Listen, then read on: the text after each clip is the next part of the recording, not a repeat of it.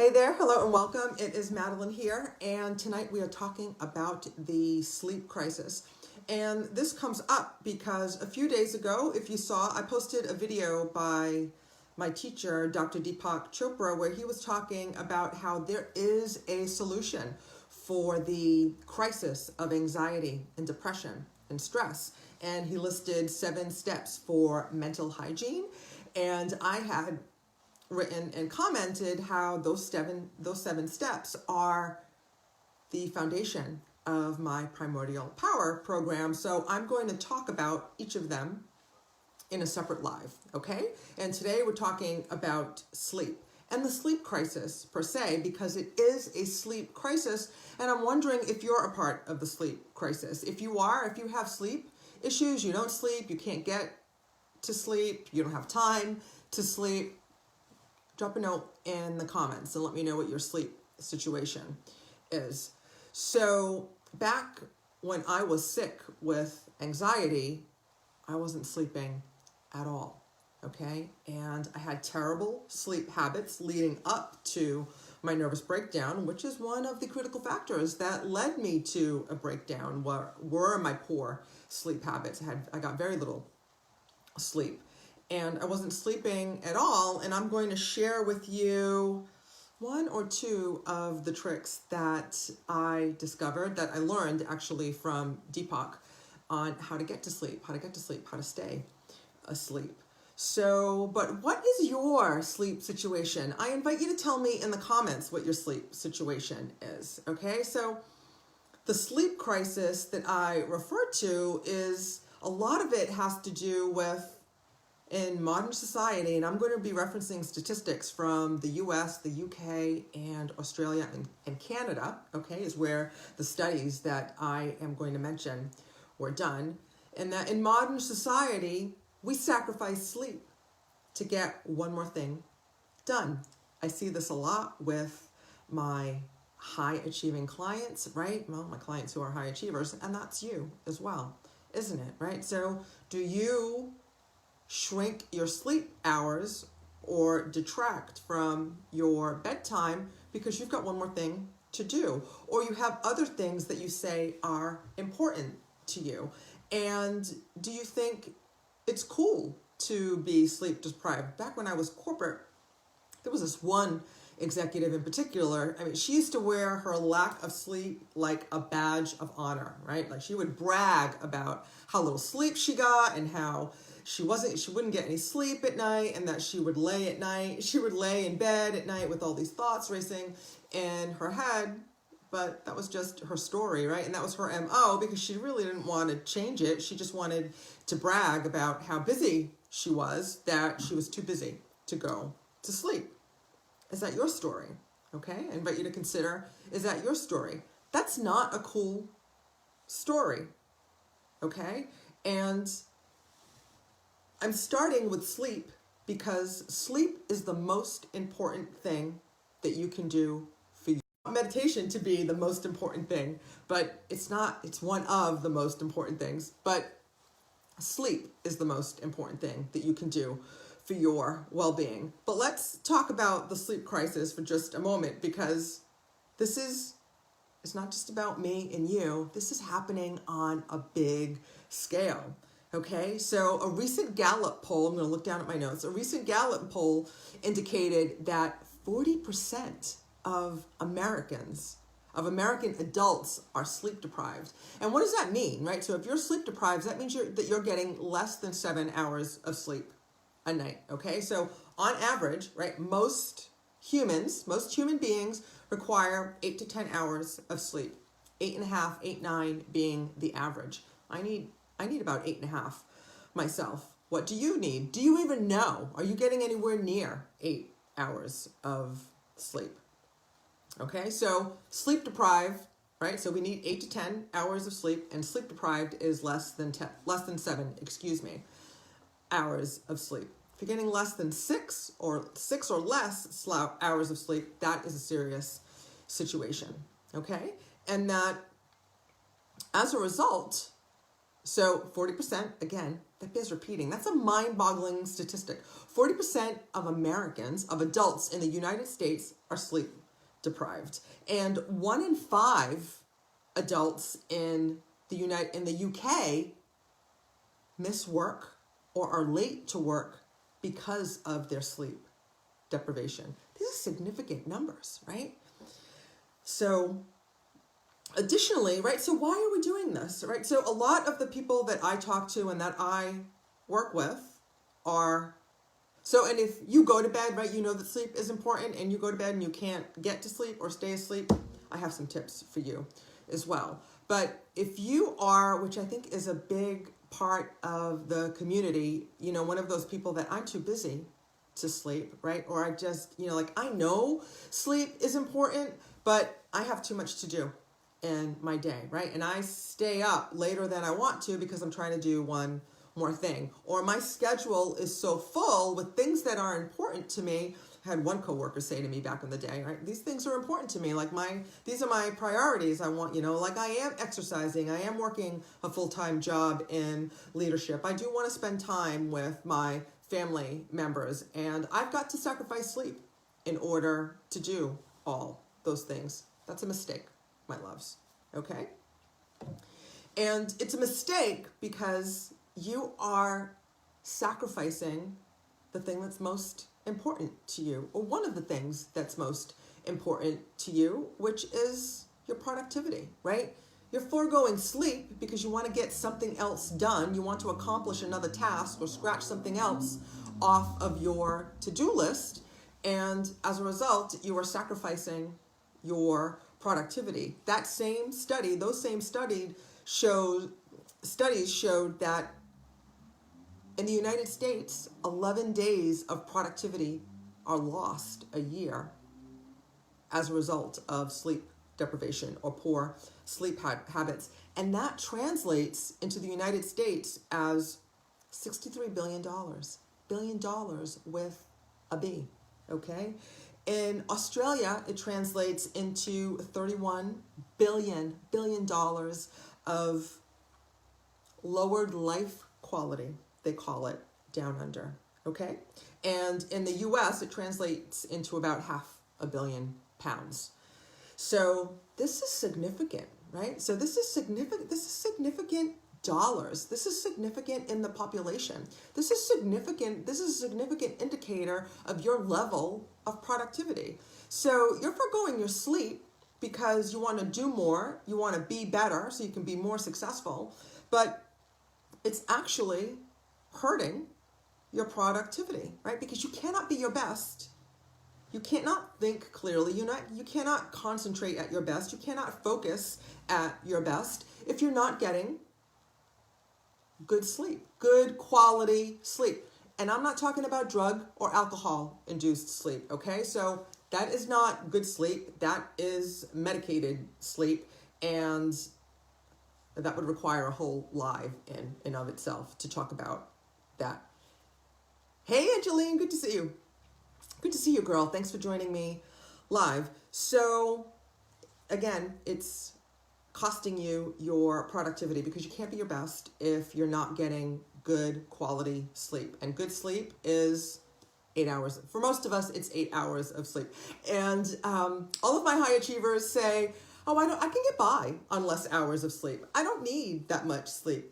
Yeah, you do. Okay. So studies have shown that most humans, right, and it's a high percentage, 90-something% of humans, a high 90% of humans require 8 or more hours of sleep. Okay. So if you think that you're one of the people that don't require that much sleep, that's not you. All right. You do need the sleep, and you are costing yourself your most prized possession, right? Your most prized attribute, which is your high level of productivity. If you take the time to sleep and meditate, right, you will be more productive and get more accomplished during your day at a higher level of quality, okay? I promise.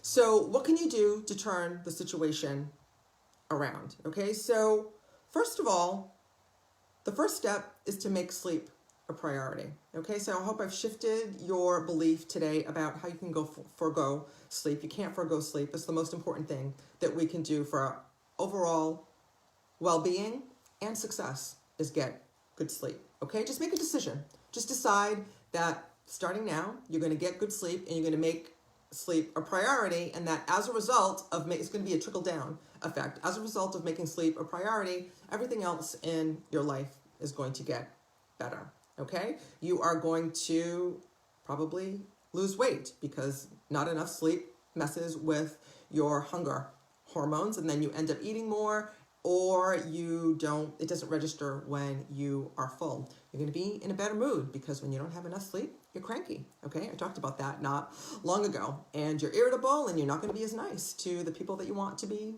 nice to. Okay, because you're going to be a cranky. You're going to be a sleep deprived cranky pants.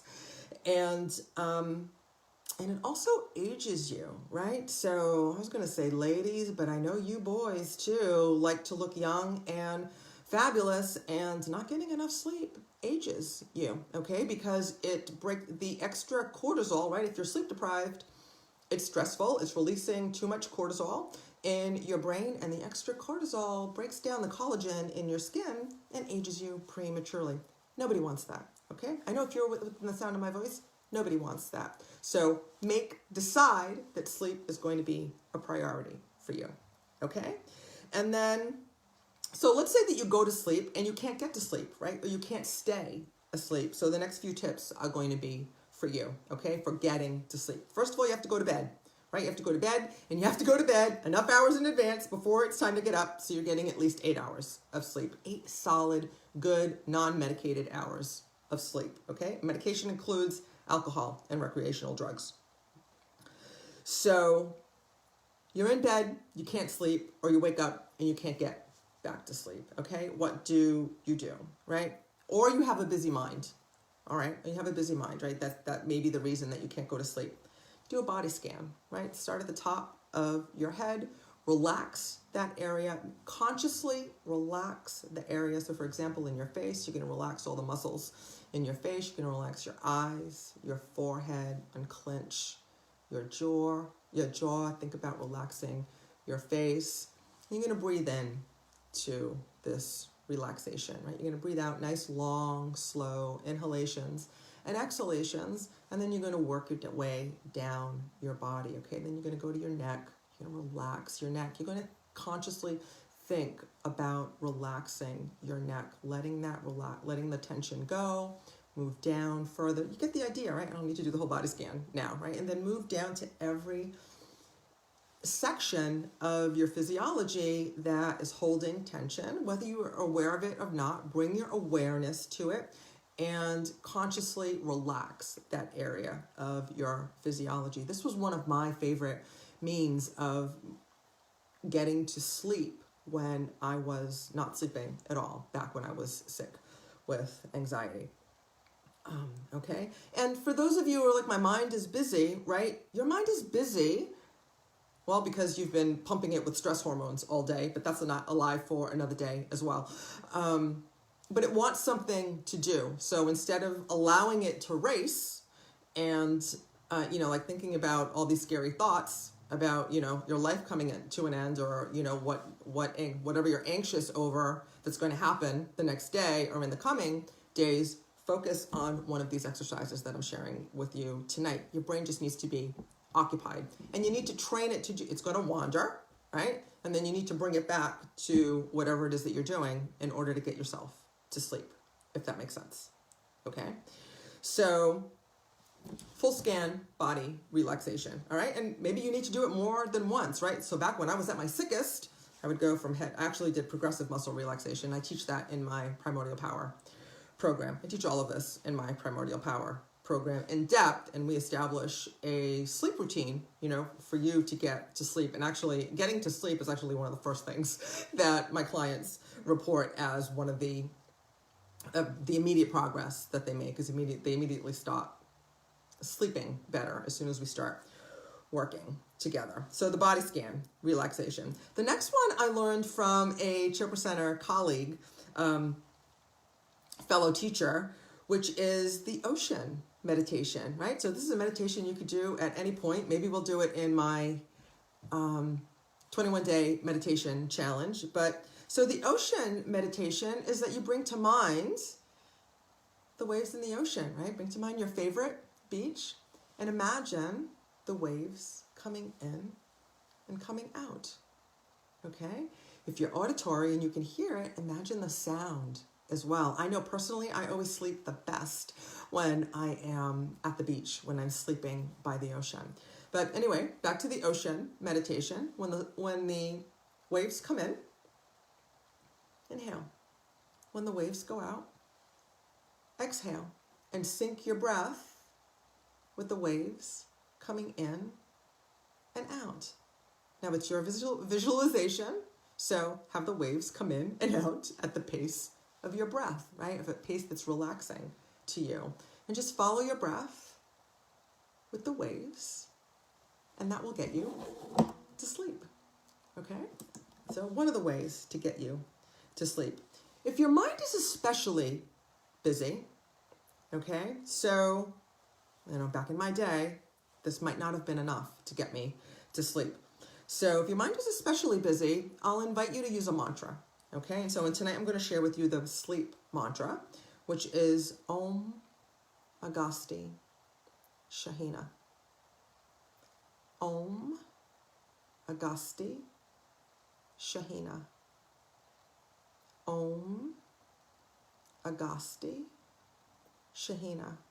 Repeat that silently to yourself without moving your tongue or your lips. Again, the busy mind needs something to do, and it's time for you to take control of it, okay? Again, which is essentially what we do in my Primordial Power program, is where, in a nutshell, I teach you how to take control of your mind so you can take control of your life, okay? But in the bed, when you're not sleeping, repeat a mantra, okay? If you don't like this mantra, use another mantra, something that is positive. Me too, Angeline.